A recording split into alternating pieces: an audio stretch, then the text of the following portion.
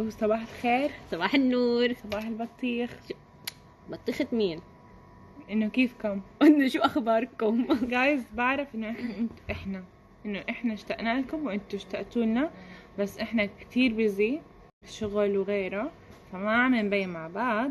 اقول لك زيك. قولي زي هيك. شو فللاسف يعني صراحة ضغط الشغل كتير هلا كم من يوم. We'll be back on track. واو. انا رفقاتك نص ساعة وتتعلم رابينج بهالنص ساعة.